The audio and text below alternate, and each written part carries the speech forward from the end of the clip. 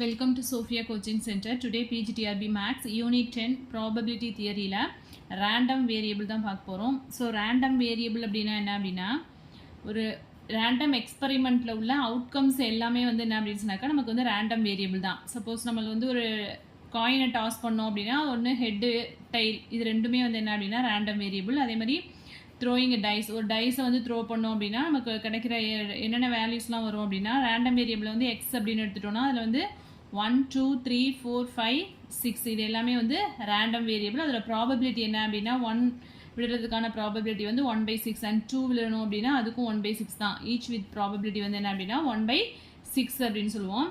அதே random variable வந்து 2 டைப்பா சொல்றோம். ஒன்னு வந்து discrete random variable வந்து எப்படி பிரிக்கிறாங்க அப்படினா discrete and continuous. first one வந்து discrete and second one வந்து என்ன அப்படினா continuous random variable அப்படினு சொல்றோம். இப்போ discreteனா என்ன அப்படினா ஒரு காயினை டாஸ் பண்ணோம் அப்படினா நமக்கு வந்து head tail விழும். அதே வந்து 2 coins அப்படினா 4 நமக்கு sample space வந்து என்ன கிடைக்கும் அப்படினா n of s வந்து 2 காயினை டாஸ் பண்ணும்போது இது வந்து 1 காயினுக்கு வந்து n of s வந்து 2 and 2 coinsனா 4. ஸோ இது மாதிரி கவுண்டபிள் வேல்யூவாக இருந்தது அப்படின்னா அதுதான் வந்து என்ன அப்படின்னு சொன்னாக்கா discrete random variable அப்படின்னு சொல்லுவோம். ஸோ கண்டினியூஸ் அப்படிங்கும்போது இப்போ வந்து ஒரு ரிவரோட டெப்த்தை வந்து நம்ம வந்து கால்குலேட் பண்ணுறோம் அப்படின்னா அது வந்து என்ன ஆகும் ஒவ்வொரு இடத்துலையுமே வந்து கொஞ்சம் கொஞ்சம் வேரி ஆகிட்டே இருக்கும் இல்லையா. ஸோ அதை தான் வந்து என்ன சொல்கிறோம் அப்படின்னா கண்டினியூஸ் ரேண்டம் வேரியபிள் அப்படின்னு சொல்கிறோம். ஸோ இப்போ discrete random வேரியபிளுக்கு வந்து நம்ம என்ன பண்ணுவோம் அப்படின்னு சொன்னாக்கா டோட்டல் வந்து summation of pi equal to 1 அப்படின்னு சொல்லுவோம். அதே கண்டினியூஸ்னு வந்துச்சுன்னா அந்த இடத்துல வந்து இன்டெகிரேட் பண்ணுவோம். டோட்டல் வேல்யூக்கு வந்து என்ன பண்ணுவோம் அப்படின்னு சொன்னாக்கா integral f of x dx equal to 1 அப்படின்னு சொல்லுவோம். அதே மாதிரி ப்ராபபிலிட்டி ஃபங்க்ஷனை பொறுத்த வரைக்கும் discrete ப்ராபபிலிட்டி ஃபங்க்ஷனை வந்து என்ன சொல்லுவோம் அப்படின்னா ப்ராபபிலிட்டி மாஸ் ஃபங்க்ஷன் அப்படின்னு சொல்லுவோம். கண்டினியூஸ் ப்ராபபிலிட்டி ஃபங்க்ஷன் வந்து ப்ராபபிலிட்டி டென்சிட்டி ஃபங்க்ஷன் அப்படின்னு சொல்லுவோம். ஓகேவா. ஸோ இதெல்லாமே தெரிஞ்சுக்கிட்டிங்கன்னா உங்களுக்கு ஈஸியாக இருக்கும். சம் போடும்போது இன்னுமே கிளியராக உங்களுக்கு அண்டர்ஸ்டாண்ட் ஆகும். டிஸ்க்ரீட்டை பொறுத்த வரைக்கும் உங்களுக்கு வந்து கவுண்டபுளாக இருக்கும். கண்டினியூஸ் அப்படிங்கும்போது அதில் வந்து நம்ம என்ன பண்ணுவோம் அப்படின்னா கவுண்டபுளாக இருக்காது, அன்கவுண்டபிள் வேல்யூஸ் இருக்கும். அண்ட் தென் இதில் வந்து இன்டெகிரேஷன் யூஸ் பண்ணுவோம். சம் வந்து integration of f of x dx equal to 1 இங்கே வந்து summation pi equal to 1 அப்படின்னு வரும். இது வந்து டிஸ்க்ரீட்டை பொறுத்த வரைக்கும் நம்ம இதோட ப்ராபபிலிட்டி ஃபங்க்ஷனை வந்து ப்ராபபிலிட்டி மாஸ் ஃபங்க்ஷன் சொல்லுவோம். இங்கே வந்து ப்ராபபிலிட்டி டென்சிட்டி ஃபங்க்ஷன் அப்படின்னு சொல்லுவோம். ஸோ discrete random variable அப்படின்னா அதில் வந்து 0 to n குள்ளே தான் வந்து வேல்யூஸ் இருக்கும், அதாவது கவுண்டபிள் வேல்யூஸ் தான் இருக்கும் அப்படின்னு சொல்கிறாங்க.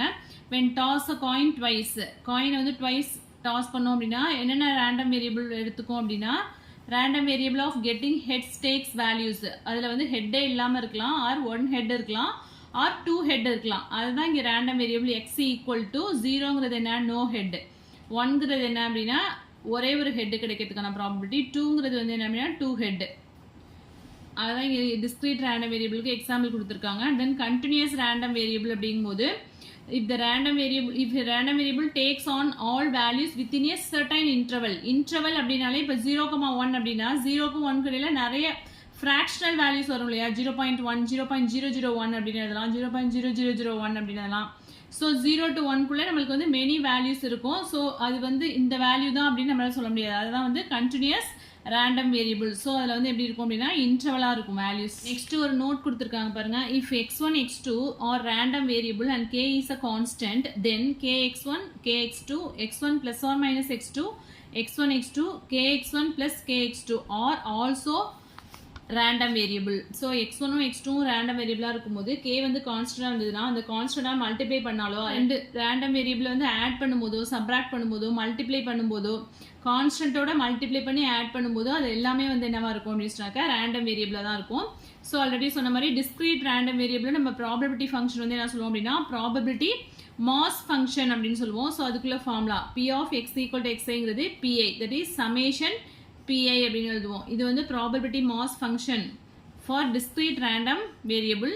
ஸோ இது என்னென்ன கண்டிஷனை சாட்டிஸ்ஃபை பண்ணோம் அப்படின்னா p of xi is always greater than or equal to 0 for all I and summation p of xi equal to 1, I varies from 1 to n. The pair xi comma p of xi is called probability distribution function of x.